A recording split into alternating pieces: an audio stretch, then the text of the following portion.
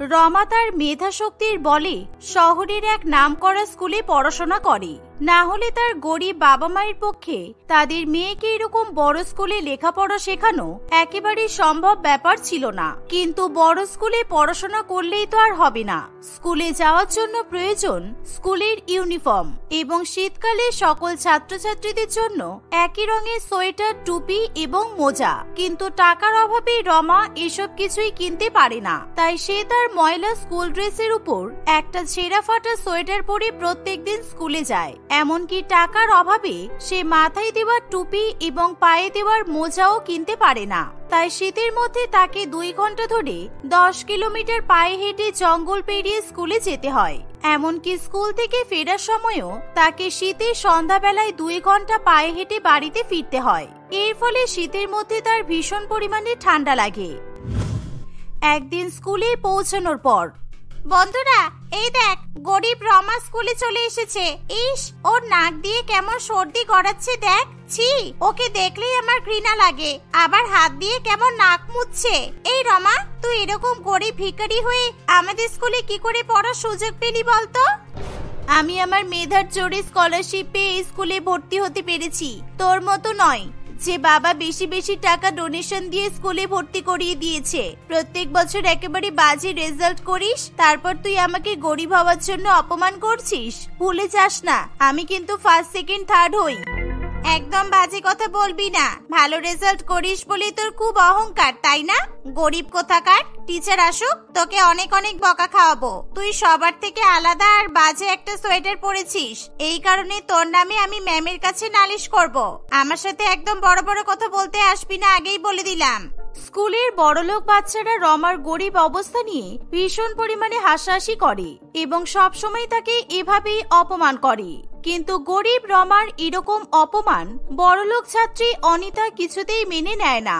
আর আজকে রমা রাগ করে অনিতাকেও কয়েকটা কথা শোনায়। এর ফলে অনিতা রমার উপর প্রচন্ড পরিমাণে রেগে যায়। গরিব ভিখারি হয়ে ঠান্ডায় কাঁপতে কাঁপতে স্কুলে আসে, আবার তারপর আমার সঙ্গে তর্ক করছে। তোকে আমি ছাড়বো না রমা। বড়লোকেদের স্কুলের প্রত্যেকটা ক্লাস ছোট ছোট হওয়ায় সব বড়লোক ছাত্রছাত্রীরা বেঞ্চের উপর বসে পড়ে। আর এই শীতের মধ্যে রমাকে মাটিতে বসে ক্লাস করতে হয়। মাটিতে বসে ঠান্ডার মধ্যে ক্লাস করতে করতে রমা কেঁপে ওঠে। এমনকি তাদের ক্লাসের শিক্ষিকা সোনালী ম্যাডামও রমাকে খারাপ খারাপ কথা শোনায়। তোমাকে কতবার বলেছিলাম এরকম অন্য রঙের বাজে দেখতে সোয়েটার পরে ক্লাসের মধ্যে আসবে না তুমি। আর তারপরে এই সোয়েটারটা পাতলা হওয়ার কারণে তোমার বেশি ঠান্ডা লাগে। এই সপ্তাহের মধ্যে যদি তুমি আমাদের স্কুলের দোকান থেকে সোয়েটার, টুপি আর মোজা কিনতে না পেরেছো, তাহলে তোমাকে আর ক্লাস অ্যাটেন্ড করতে হবে না। ম্যাম, আমি বাবাকে বলেছি, বাবা এই সপ্তাহে চাষের ফসল তুলে যে টাকা পাবে সেই টাকা দিয়ে আমাকে সোয়েটার, টুপি আর মোজা কিনে দেবে। তারপর আমি বাকি স্টুডেন্টদের মতো একই কালারের সোয়েটার, টুপি আর মোজা পরে আসবো। উফ, ডিসগাস্টিং। এসব চাষাভুষা লোকেদের মেয়ে এরকম বড় লোকের স্কুলে ভর্তি হলে মানায়? হাত দিয়ে তুমি নাক মুছছো, তার উপরে জোরে জোরে কাশি হচ্ছে, হাঁচি হচ্ছে। কি এসব নোংরা মেয়ে একেবারে। ম্যাম, ঠান্ডার মধ্যে টুপি ছাড়া ভোরবেলা হাঁটতে হাঁটতে স্কুলে আসি তো, সেই কারণে মাথায় শিশির পড়ে আমার ঠান্ডা লেগে গেছে। তোমার সর্দি লেগেছে তাতে আমি কি করব? আর তুমি এরকম হাত দিয়ে নাক মুছলে ক্লাসের অন্যান্য বাচ্চাদের মধ্যে জীবাণু ছড়াবে তো। আমি তোমাকে আমার ক্লাসে থাকতে দেব না। যাও, তুমি এখনই বেরিয়ে যাও। সোনালী ম্যাডামের এরকম কথা শুনে অনিতা ভীষণ পরিমাণে খুশি হয়। রমা চুপচাপ কোনো কথা না বলেই শীতের মধ্যে ক্লাসের বাইরে গিয়ে দাঁড়িয়ে পড়ে। একদিন রমা স্কুলে যাচ্ছে, এমন সময় আজকে সোয়েটার ছেড়ে স্কুলে যেতে খুব কষ্ট হচ্ছে। সন্ধ্যাবেলা যখন হেঁটে বাড়ি ফিরবো তখন মনে হচ্ছে আরো বেশি ঠান্ডা লাগবে। কি করে এই শীতের মধ্যে হাঁটা পায়ে বাড়ি ফিরবো বুঝতে পারছি না। ওরে বাবারে, কি ঠান্ডা। ধীরে ধীরে রমা 2 ঘন্টা পার করে স্কুলে গিয়ে পৌঁছায়। সোয়েটার ছাড়া কোনো মতে স্কুল করে সে যখন স্কুল থেকে বেরিয়ে আসে তখন রমা দেখে যে কিছুটা দূরে তার ক্লাসমেট প্রীতমদের গাড়ি দাঁড়িয়ে আছে। রমা দৌড়ে সেই গাড়ির কাছে চলে যায়। গাড়িটা চলতে শুরু করবে এমন সময় রমা গাড়ির সামনে গিয়ে দাঁড়ায়। আরে আরে রমা, কি করছিস? গাড়ির সামনে এসে বসে পড়বি নাকি? সত্যি গরিব হওয়ার সাথে সাথে তোর চোখও মনে হয় অন্ধ হয়ে গেছে। এখনই তো ড্রাইভার কাকু বুঝতে না পেরে তোকে তো চাপা দিয়ে দিচ্ছিল। প্রীতম, আজকে ভীষণ ঠান্ডা পড়েছে রে, তুই আমাকে একটু জঙ্গলের রাস্তাটাই ছেড়ে দিবি? তাহলে আমাকে আজকে 1 ঘন্টা কম হাঁটতে হবে। আর আজকের আবহাওয়া দেখে মনে হচ্ছে এক্ষুনি ঝড় বৃষ্টি শুরু হবে। শীতের মধ্যে ঝড় বৃষ্টি হলে আমার বাড়ি যেতে খুব সমস্যা হবে। তুই আমাকে একটু হেল্প কর প্লিজ। তোর বাড়ি যেতে সমস্যা হবে তাতে আমি কি করব ভাই? আমি তোর মতো গরিব মেয়েকে আমার গাড়িতে বসতে দিতে পারবো না। আর তুই ভীষণ নোংরা, তোর নাকেও সর্দি। সুতরাং আমার মা যদি জানতে পারে আমি তোকে লিফট দিয়েছি তাহলে আমাকে ভীষণ বকাবকি করবে। এইভাবে কেন বলছিস প্রীতম? কিছুদিন আগে আমি তো তোকে প্রজেক্ট করতে হেল্প করেছিলাম, তুই ভুলে গেছিস? আর আজকে আমি তোর কাছে সামান্য লিফট চাইলাম, তুই আমাকে না করে দিচ্ছিস? হ্যাঁ তো, প্রজেক্ট করতে হেল্প করেছিলিস তাতে কি হয়েছে? তার বিনিময়ে তুই আমার গাড়িতে উঠে পড়বি নাকি? ড্রাইভার কাকু, গরিব রমাকে গাড়ির জানালা থেকে 50 টাকা ছুড়ে দাও তো, তাহলে ওর অনেক উপকার হবে। আর তাড়াতাড়ি বাড়িতে চলো, আমাকে বাড়িতে গিয়ে ঠান্ডার মধ্যে গরম গরম স্যুপ খেতে হবে। এই গরিব মেয়ের কথা শুনে টাইম ওয়েস্ট করা যাবে না। গাড়ির ড্রাইভার সেই মুহূর্তে গাড়ি থেকে রমার উদ্দেশ্যে 50 টাকা ছুড়ে দেয় এবং ঝড় বৃষ্টি শুরু হওয়ার আগেই সে প্রীতমকে গাড়ি করে বাড়িতে পৌঁছে দেয়। রমার আর কিছু করার থাকে না, কিন্তু সে অসহায় বলে রাস্তার উপর থেকে সেই 50 টাকা কুড়িয়ে নেয় না। সে ঠান্ডার মধ্যেই কাঁপতে কাঁপতে বাড়ির উদ্দেশ্যে রওনা দেয়। দেখতে দেখতে প্রায় 1 ঘন্টা কেটে যায়। ধীরে ধীরে শীতের মধ্যে খুব ঝড়ো হাওয়া শুরু হয় আর তার সাথে টুপটাপ বৃষ্টিও পড়ে। উফ, আজকে ভীষণ ঠান্ডা লাগছে। জঙ্গলের রাস্তাটা কি অন্ধকার। আমার মনে হচ্ছে এই ঠান্ডার মধ্যে আমি জঙ্গলেই মারা পড়বো। খুব কষ্ট হচ্ছে আমার। সেই সময় ঝড়ের মধ্যে গাছের ডালে লেগে রমার সোয়েটার ছিঁড়ে যায়। ধীরে ধীরে চারিদিকে কুয়াশা নেমে আসে, এর ফলে রমা কিছু চোখে দেখতেও পায় না। সেই সাথে তার ভীষণ পরিমাণে ঠান্ডা লাগে। রমা ঠান্ডায় কাঁপতে কাঁপতে গাছের তলায় গিয়ে বসে পড়ে। এমন সময় পাকা রাস্তা দিয়ে অনিতা গাড়ি করে বাড়ি ফিরছিল। তখনই সে রমাকে দেখতে পায় আর রমার উপর প্রতিশোধ নেওয়ার আগুন এসে জ্বলে ওঠে। কারণ সে অহংকারী বড়লোকের মেয়ে হওয়ায় গরিব রমার অপমান এখনো ভুলতে পারেনি। ড্রাইভার দাদা, আজকে জঙ্গলের রাস্তায় গাড়ি ঘুরিয়ে দাও। আমি জঙ্গলের রাস্তা দিয়ে বাড়ি যাব, কারণ ওই রমা জঙ্গল থেকে হেঁটে হেঁটে বাড়িতে যায়। আজকে আমাকে ওর থেকে বদলা নিতেই হবে। কি বলছো দিদি ভাই? আজকে ভীষণ পরিমাণে ঝড় বৃষ্টি হচ্ছে, তারপর শীতের মধ্যে কুয়াশাও পড়েছে। সুতরাং জঙ্গলের রাস্তা দিয়ে যাওয়া একেবারেই ঠিক হবে না। তুমি জেদ করো না দিদিমণি, আমি এখন কুয়াশার মধ্যে জঙ্গলে গেলে তোমার বাবা আমাকে খুব বকাবকি করবে। আমার বাবা এই গাড়ির মালিক, আর আমার বাবা তোমাকে মাস গেলে অনেক টাকা দেয়। তাই তোমাকে আমার কথা শুনতে হবে, কারণ আমি গাড়ির মালিকের মেয়ে। তাই তুমি তাড়াতাড়ি জঙ্গলের রাস্তায় গাড়ি ঘুরিয়ে নাও। অনিতার এরকম ঔদ্ধত্যপূর্ণ কথাবার্তা শুনে ড্রাইভারের আর কিছু করার থাকে না। সে ঘন কুয়াশার মধ্যে জঙ্গলের রাস্তায় গাড়ি ঘোরাতে বাধ্য হয়। এমন সময় ড্রাইভার জঙ্গলের ভিতরে ঢুকে কিছুই চোখে দেখতে পায় না। এমনকি গাড়ির হেডলাইট পর্যন্ত জ্বললেও সেই লাইটে রাস্তা একেবারে পরিষ্কার দেখা যায় না। সেই কুয়াশার মধ্যে অন্ধভাবে ভয়ে ভয়ে ড্রাইভার গাড়ি চালাতে থাকে। এভাবেই বেশ কিছুক্ষণ কাটে। ওদিকে রমা সময় মতো বাড়িতে ফিরে না যাওয়ায় তার মা খুবই চিন্তা করতে থাকে। কি হলো বলো তো, মেয়েটা এখনো বাড়িতে ফিরলো না কেন? প্রায় 4 ঘন্টা কেটে গেল, কিন্তু মেয়েটা তো স্কুল থেকে বাড়ি ফিরে এলো না। বাইরে যা বাজে আবহাওয়া, তার উপর রমার গায়ে ভালো কোনো সোয়েটার, মাথায় টুপিও নেই। জঙ্গলে আমাদের মেয়ের কোনো বিপদ হলো না তো? আরে আরে, তুমি চিন্তা করো না, আমি গ্রামবাসীদের নিয়ে আগুন জ্বালিয়ে জঙ্গলের দিকে যাচ্ছি, তারপর দেখছি কি হয়েছে। আমাদের মেয়ের কিচ্ছু হবে না। হ্যাঁ, তাড়াতাড়ি তুমি আমার মেয়েকে ফিরিয়ে নিয়ে এসো। ওই জঙ্গলে রাত হলেই অনেক ভয়াবহ জন্তুরা বেরিয়ে পড়ে। তুমি দয়া করে তাড়াতাড়ি যাও। এই শুনে বিমল তাড়াতাড়ি করে তার গ্রামবাসী বন্ধুদেরকে নিয়ে জঙ্গলের উদ্দেশ্যে রওনা দেয়। দেখতে দেখতে 1 ঘন্টা পার হয়ে যায়। রমা শীতের মধ্যে আর গাছতলায় বসে থাকতে পারে না। সে বৃষ্টিতে ভিজে ঠান্ডায় থরথর করে কাঁপতে থাকে। আবহাওয়া দেখে মনে হচ্ছে চারিদিকের গাছগুলো ভেঙে ভেঙে পড়ে যাবে। আমাকে যে করেই হোক এই কুয়াশার মধ্যে দিয়ে বাড়িতে পৌঁছতে হবে, না হলে আমি বিপদে পড়বো। ওরে বাবারে, কি ঠান্ডা! এই বলে রমা ধীরে ধীরে এগিয়ে যায়। এমন সময় সে দেখে একটি বড় গাড়ি গাছে ধাক্কা খেয়ে পড়ে আছে। তার মধ্যে থেকে একটি মেয়ের কান্নার আওয়াজও ভেসে আসছে। রমা তাড়াতাড়ি করে গাড়িটার দিকে এগিয়ে যায়। এ কি অনিতা, তুই এই ঠান্ডার মধ্যে জঙ্গলে কি করছিস? ওরে বাপ রে বাপ, তোর ড্রাইভার কাকুর অ্যাক্সিডেন্ট হলো কি করে? আসলে ড্রাইভার যখন কুয়াশার মধ্যে ধীরে ধীরে গাড়ি চালাচ্ছিল তখন অনিতা তাকে ভীষণ পরিমাণে ব্যস্ত করে তোলে। সে ড্রাইভারকে জোরে জোরে গাড়ি চালানোর জন্য বাধ্য করে। কুয়াশার মধ্যে সে চোখে কিছু দেখতে না পাওয়ায় তার গাড়ির সামনে একটি বড় গাছ এসে পড়ে। তখনই ড্রাইভার নিজের তাল সামলাতে না পেরে অ্যাক্সিডেন্ট ঘটিয়ে বসে।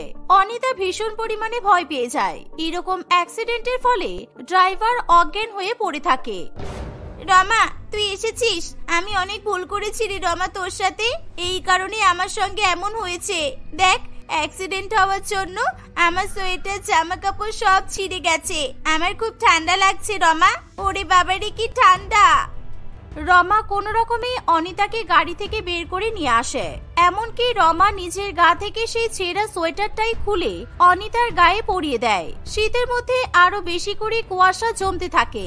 সেই সময় দুজনে মিলে কোনো মতে একটি গাছের কোটরে আশ্রয় নেয়। ঠান্ডায় কাঁপতে কাঁপতে তারা দুজনে জঙ্গলের মধ্যেই রাত কাটায়। অন্যদিকে অনিতার বাবা ভূষণ বাবু মেয়ে বাড়িতে ফিরে না আসায় ভীষণ পরিমাণে চিন্তা করতে থাকে।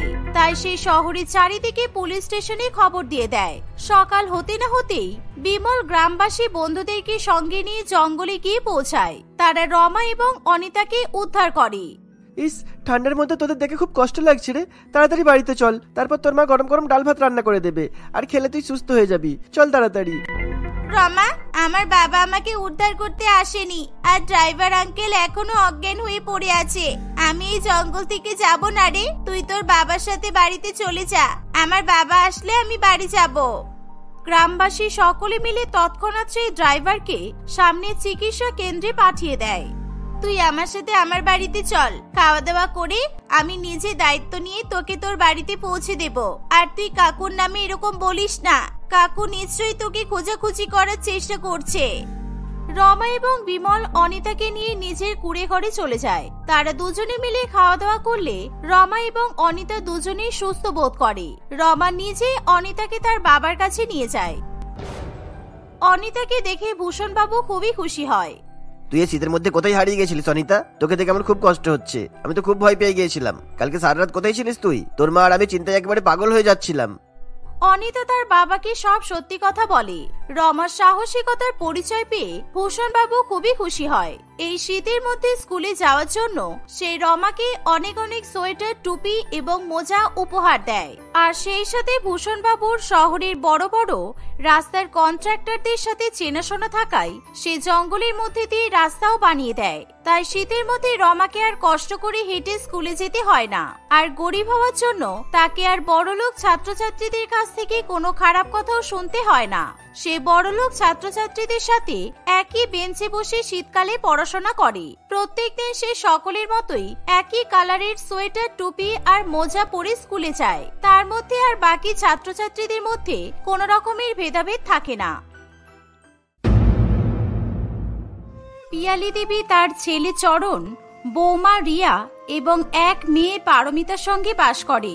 রিয়াকে দেখতে খুবই সুন্দর ছিল। তার মধ্যে সবথেকে আকর্ষণীয় ব্যাপার ছিল তার পাতলা কোমর এবং তার কালো ঘন সুন্দর লম্বা চুল। এই কারণেই সে সকলের কাছ থেকে সবসময় প্রশংসা পায়। পাড়া প্রতিবেশী সকলেই তার সৌন্দর্যের প্রশংসা করত। একদিন, সারাক্ষণ তো নিজের রূপচর্চা নিয়ে ব্যস্ত থাকো, একটু সংসারের দিকেও মন দিতে পারো তো। আমার মা আর বোন ঘরের সমস্ত কাজ করতে করতে হাঁপিয়ে যায়, আর তুমি সবসময় নিজের কথা ভাবো। একেবারে বাজে কথা বলবে না। আমার শাশুড়ি মা আর ননদ আমাকে কোনো কাজ করতে দেয় না। ওরা আমাকে খুব ভালোবাসে, আর সেই কারণে আমি কোনো কাজও করি না। ওকে, আমার মতো এমন সুন্দরী একটা বউ পেয়েছো, কিন্তু তুমি কোনো কদর করতে পারো না। সবসময় একই জিনিস কেন বলতে থাকো তুমি বলো তো? সুন্দর দেখতে বলে তুমি কোনো কাজ করবে না? বাড়ির কাজগুলো তাহলে কাদের জন্য? যারা দেখতে খারাপ, কুৎসিত, শুধু কি তাদের জন্যই? আমার শাশুড়ি মা আর ননদের যখন কোনো প্রবলেম নেই আমি কাজ করি না বলে, তাহলে তোমার এত প্রবলেম কিসের? আমার মতো হিরোইন মেয়েকে কত কেউ বিয়ে করতে চেয়েছিল তুমি জানো? আর এই পাতলা কোমর, লম্বা চুলের জন্য আমি কত কারোর কাছ থেকে মডেল হওয়ার অফার পেয়েছিলাম। আচ্ছা তাই? এসব গল্প আমাকে শুনিও না। নিজের ফিগার নিয়ে চুল নিয়ে অহংকার করা বন্ধ করো। মেয়েদের মধ্যে গুণ না থাকলে এরকম ফিগার আর চুল নিয়ে কোনো লাভ হবে না। এইভাবে স্বামী স্ত্রীর মধ্যে ভীষণ পরিমাণে ঝগড়া শুরু হয়ে যায়। রিয়া বেশ কিছুক্ষণ ধরে ঝগড়া ঝামেলা করার পর তার শাশুড়ি মা এবং ননদের কাছে যায় তার বরের নামে নালিশ করার জন্য। কিন্তু সে সেখানে গিয়ে দেখে যে তার ননদ অনলাইনে তৈলাক্ত চর্বিযুক্ত খাবার অর্ডার করে খাচ্ছে। পিয়ালি দেবী নিজের মেয়েকে সেই খাবার খাওয়ার জন্য খুবই বকাবকি করছে, কিন্তু পারমিতা তার মায়ের কোনো কথাতেই পাত্তা দেয় না। সে প্রতিনিয়ত এরকম খাবার খেয়ে খেয়ে খুবই মোটা হয়ে যায়, আর তার চেহারা তার বৌদির চেহারার থেকে একেবারে বিপরীত রকমের ছিল। নিজের বৌদিকে দেখে কিছু শিক্ষা নিতে পারিস না?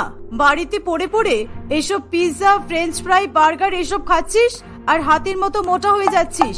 কদিন পর তো তুই নিজের ভারে দেখবি চলতেই পারবি না, তোকে চেন দিয়ে টেনে টেনে নিয়ে যেতে হবে, তখন ভালো হবে তো? মোটেই না, আমি কিছুই আহামরি খাই না, ঠিক আছে? তোমরা বলে বলে আমার খাওয়া অনেক কমিয়ে দিয়েছো, সবসময় আমার খাবারে তোমরা নজর দাও। তুমি ভুল ভাবছো পারমিতা, মা তোমার ভালোর জন্যই বলছে। তুমি এত তৈলাক্ত খাবার খাও বলে তোমার মাথা থেকে সব চুল ঝরে পড়ে যাচ্ছে। তোমাকে কিন্তু এখন থেকে নিজের খেয়াল রাখতে হবে, তুমি নিজের ক্ষতি নিজেই করছো। বৌদি, যার মাথায় চুল থাকার তার এমনিই চুল থাকবে, এটা সম্পূর্ণ জিনগত কারণ। আমি এটা খুব ভালো মতোই জানি। তোমার শাশুড়ি মায়ের মাথাতেও তো চুল নেই, মায়ের মাথায় যখন চুল নেই তাহলে মেয়ের মাথায় চুল কিভাবে থাকবে? এই তুই চুপ কর তো। বৌমা, তুমি এবার থেকে তোমার ননদকে একটু নিজের মতো করে তৈরি করে নাও, না হলে ওর তো কখনো বিয়েই হবে না। তোমার কি সুন্দর ফিগার, তুমি এত রোগা, পাতলা কোমর আর মাথার ঘন লম্বা চুল দেখে আমার ছেলে তো একেবারে লাট্টু হয়ে গিয়েছিল। বলো। না না মা, আপনি ভুল বলছেন। আপনি জানেন আমি কাজ করি না বলে আপনার ছেলে আমার সঙ্গে কত ঝগড়া করেছে। ও আমার পাতলা কোমর আর লম্বা চুলের কখনো কদর করেনি, আর কদর করবেও না। ধ্যাৎ, তোমরা চুপ করো তো, আর যাও এখান থেকে। আমাকে নিজের মতো করে খাবার খেতে দাও। সারাক্ষণ বডি শেমিং নিয়ে কথাবার্তা একেবারে পছন্দ হয় না। আমার শরীর নিয়ে আমার কোনো অসুবিধা নেই, আমি যেমন আছি ঠিকই আছি। এই বলে সে তার বৌদি এবং মাকে চুপ করিয়ে দেয়। দিনের পর দিন পারমিতা তার খাওয়ার পরিমাণ আরো দ্বিগুণ ভাবে বাড়াতে থাকে। অন্যদিকে রিয়া বাড়ি থেকে বেরোলেই তার সৌন্দর্য দেখে সকলেই ভীষণ পরিমাণে অভিভূত হয়ে যায়। একদিন রিয়া তার শাশুড়ি মাকে নিয়ে কিছু কেনাকাটা করার জন্য বাইরে যায়। সেখানে সকলেই রিয়ার দিকে হা করে তাকিয়ে থাকে। এর ফলে পিয়ালি দেবীর বুক গর্বে ফুলে ওঠে। ঠিক এমন সময় তাদের সঙ্গে পারমিতা দেবীর দুই বন্ধুর দেখা হয়। কি রে পারমিতা, তুই কেমন আছিস? আমি জানি তুই আমার উপর খুব রাগ করেছিস, তাই না? আমি তো ছেলের বিয়েতে যেতে পারিনি রে।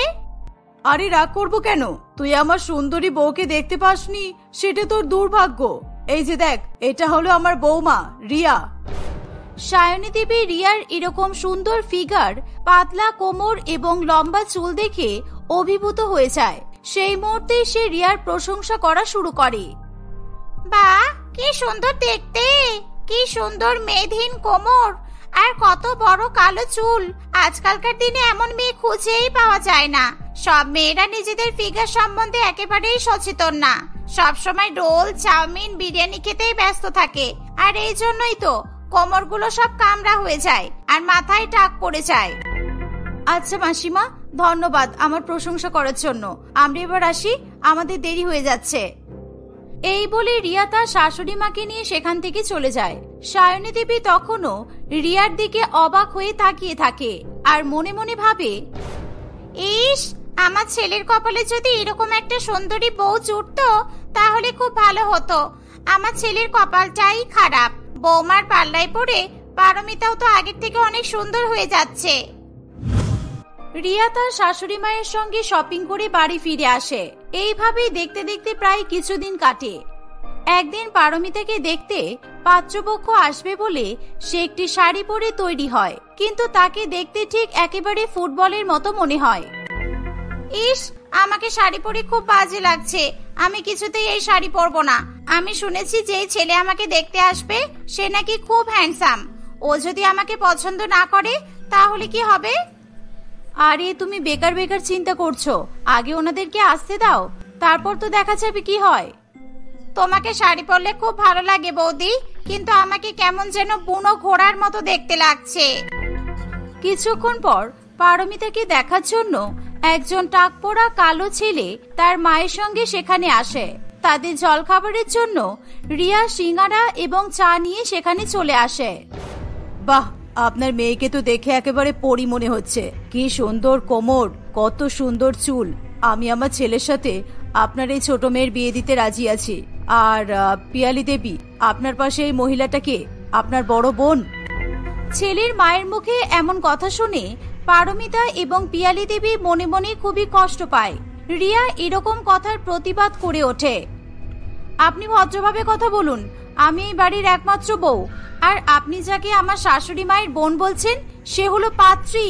ও একটু মোটা বলে আপনি ওকে এরকম ভাবে অপমান করতে পারেন না। ঠিক তাই, আপনার ছেলের মাথায় যে এত বড় টাক আর পুড়ে কালো হয়ে যাওয়া চাটুর মতো গায়ের রং, আমি কি সে ব্যাপারে আপনাদেরকে কিছু বলেছি? আমার ছেলে সরকারি চাকরি করে, তাই ওর কোনো খুঁত নেই। আমি ওকে ভালো বাড়িতে বিয়ে দেব। আপনাদের এই মোটা চালের বস্তার মেয়েকে আমাদের সোনার টুকরোর মতো ছেলের সঙ্গে কখনোই মানাবে না।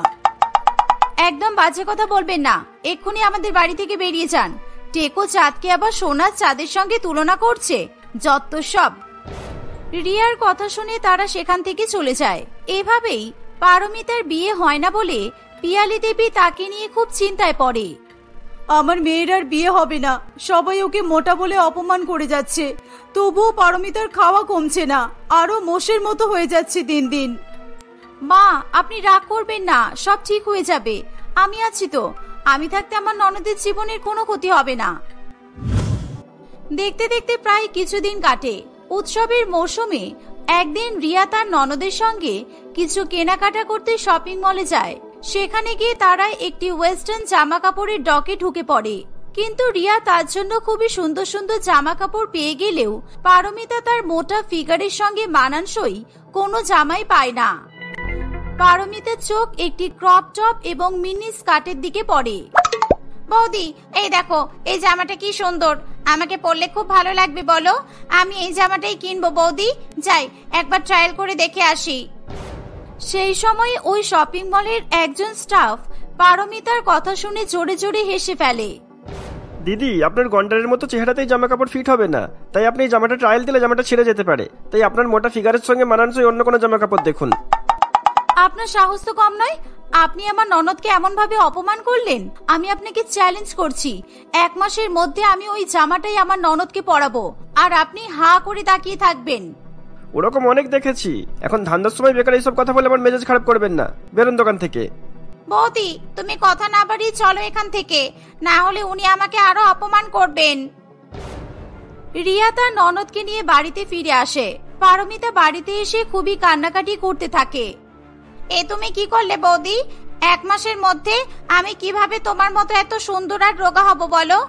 আমার পক্ষে তো কিছুতেই এগুলো সম্ভব নয়, তুমি তো এটা ভালো করেই জানো। তোমার পক্ষে সব সম্ভব। নিজের উপর বিশ্বাস করে মানুষ পাহাড়ের চূড়া জয় করে নিচ্ছে, আর তুমি 1 মাসে রোগা হতে পারবে না? সব পারবে, তোমাকে কিছুই করতে হবে না। তুমি শুধু আমাকে সাহায্য করো, আর আমি যেভাবে বলবো তুমি ঠিক সেইভাবেই চলবে। ঠিক আছে বৌদি, আমি তোমার মান রাখার চেষ্টা করব, তুমি যা বলবে আমি তাই করব। তারপর থেকে রিয়া তার ননদের সমস্ত তৈলাক্ত খাবার খাওয়া বন্ধ করে দেয়। পারমিতা প্রত্যেকদিন খুব হেলদি খাবার খায় এবং সে খুব কম পরিমাণে খাবার খায়। সে রোজ তার বৌদির সঙ্গে সকালে জিম যাওয়া শুরু করে। এইভাবে অল্প কিছুদিনের মধ্যেই সে নিজের মধ্যে এক সুন্দর পরিবর্তন দেখতে পায়। বৌদি, রোজ এক্সারসাইজ করলে, যোগা ব্যায়াম করলে আর ভালো খাবার খেলে তো সত্যি শরীর খুব ভালো থাকে। আমাকে দেখতে কত সুন্দর লাগছে বলো? এভাবে আরো কিছুদিন কাটে। পারমিতা তার খাওয়া দাওয়া আরো মেনটেন করে এবং সে প্রত্যেকদিন যোগাসন করে, সেই সঙ্গে নাচও প্র্যাকটিস করতে থাকে। এর ফলে তার কোমর তার বৌদির মতো পাতলা হয়ে যায়। পারমিতার চুলও অনেক বাড়ন্ত ও সুন্দর হয়ে ওঠে। নিজের ননদের এরকম পরিবর্তন দেখে রিয়া খুবই খুশি হয়। তারা দুজন মিলে আবার সেই শপিং মলে শপিং করতে যায়। ওই শপিং মলে স্টাফ পারমিতার এরকম পরিবর্তন দেখে একেবারে অবাক হয়ে যায়। কি হলো মশাই, এরকম ভাবে অবাক হয়ে গেলেন কেন? আগের মাসে আমার ননদের ফিগার দেখে আপনি খুব হাসাহাসি করেছেন, এখন চুপ কেন?